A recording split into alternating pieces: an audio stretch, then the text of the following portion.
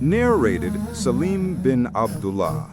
My father said, Allah's apostle used to raise both his hands up to the level of his shoulders when opening the prayer, and on saying the takbir for bowing. And on raising his head from bowing, he used to do the same, and then say, Sami Allahu liman hamidah, Rabbana walakal hamd.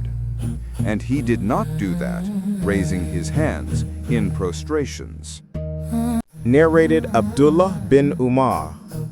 I saw that whenever Allah's apostle stood for the prayer, he used to raise both his hands up to the shoulders, and used to do the same on saying the takbir for bowing, and on raising his head from it, and used to say, Sami'a lahu liman hamida.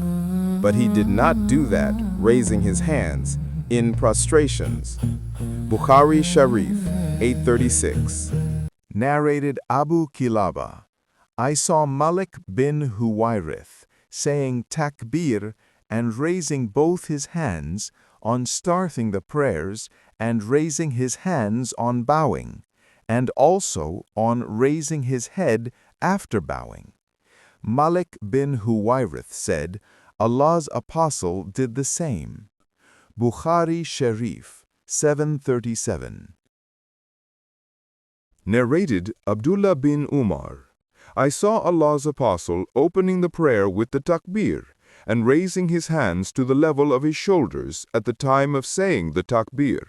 And on saying the takbir for bowing, he did the same. And when he said, Sami Allahu liman hamidah, he did the same, and then said, Rabbana walakal hamd. But he did not do the same on prostrating and on lifting the head from it. Bukhari Sharif 738.